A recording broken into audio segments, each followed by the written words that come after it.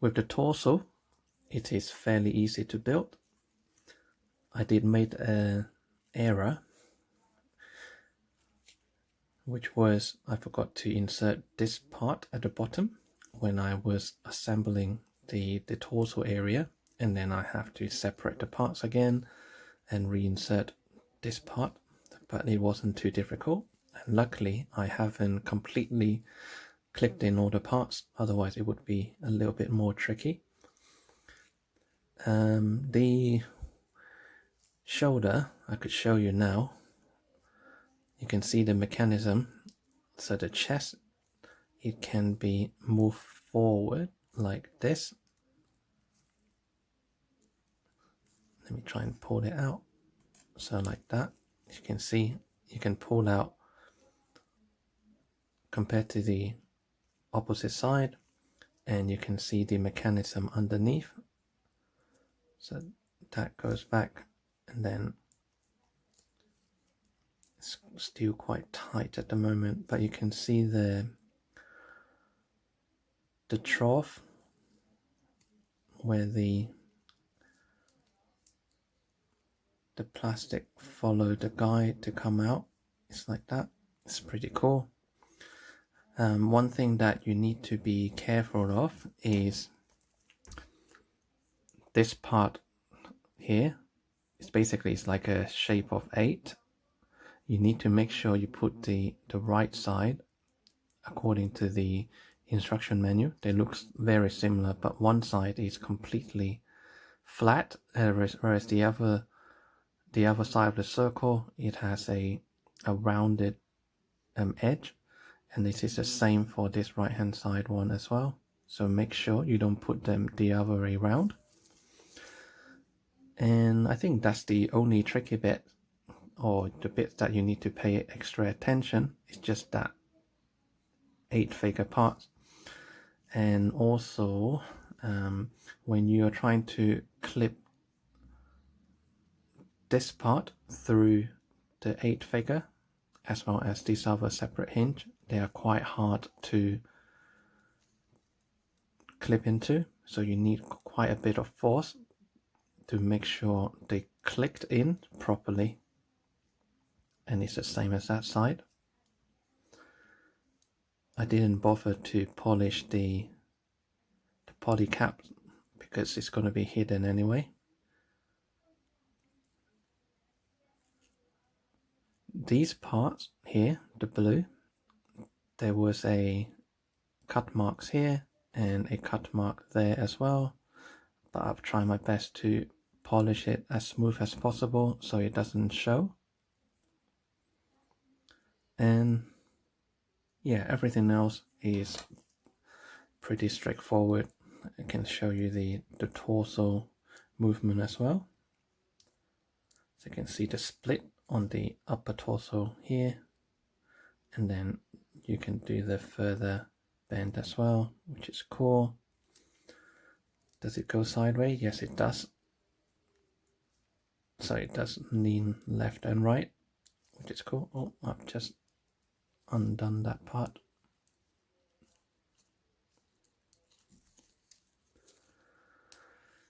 Hopefully it will be tighter once I have the external armor on, so everything should stay straight.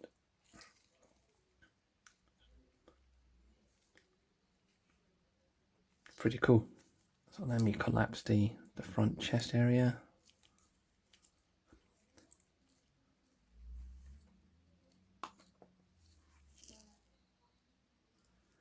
So it's been another 2 days, and now I have made further progress with the upper body. As you can see, I have now installed the blue and white body armor on the lower torso area, and also the upper body I have installed the darker blue, grey and red parts as well. And this you can slide and lift to see the pilot sitting in the cockpit. and then you can just close it like that. So it's pretty easy to install, apart from these two very small white parts. They are actually very tiny, and I actually dropped one of them on the floor, and it took me a little while to find it.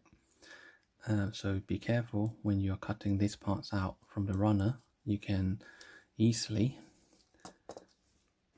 let me show you, if you need to cut out those very small parts on the runner, then just put a masking tape on the underside to secure the tiny parts, and then you do the cut after, then the small part will still be stuck on the masking tape, so you won't end up losing the small parts. So that's a trick. Coming back to this, so when you install the two white bits, make sure you slot it in, and then you press them to go in that way, and they will click in. But it does require a little bit of force to push the right bit in that direction, but it is fairly easy to do. Next, I have also built the head unit, which is here. The color separation is pretty good. You have the rear sensor of the camera, which is a sticker, and also the front camera sensor is also a sticker, same as the eyes unit. Those are sticker. The rest of them, they're all color separation from the runner. As you can see, the shape of the head is done really nicely. I really like the head unit, and it does have the very long and wide antennas, which is super cool. And as you can see, I've done a little bit of panel lining to give a little bit of coloring as well. It's very cool. And then next, I have also built the left and right arm. They are identical, so they're fairly easy to build. You just need to cut out the parts from the runner carefully, and then file all the cut marks perfectly smooth, and then it will look like this. You might want to do a little bit of polishing to make the certain area to be extra shiny as well, like the back of the hand here, that's been polished. Same as the red parts here, I have semi-polished that as well.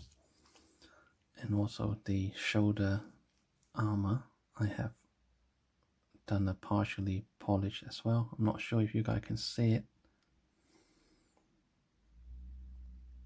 So all of that has been polished.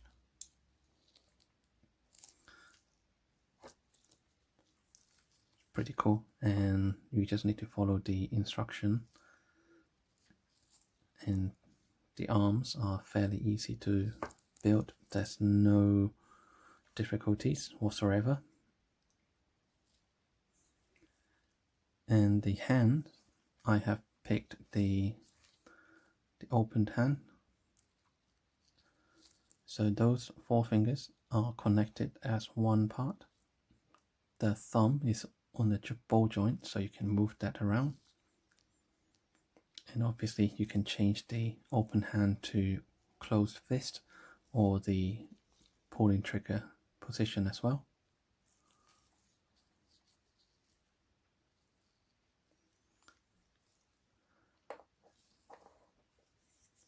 Next we have the hips part.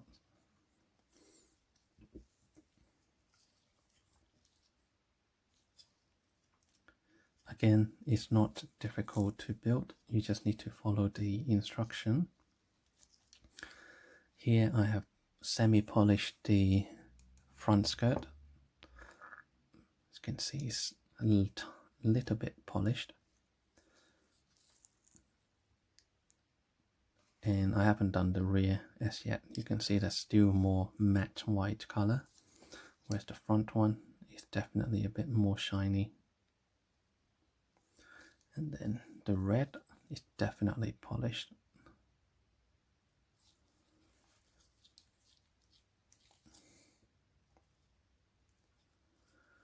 Here you might notice the hip joint is of different color.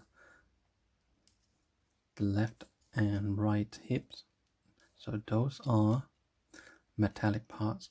They do not come with the kit.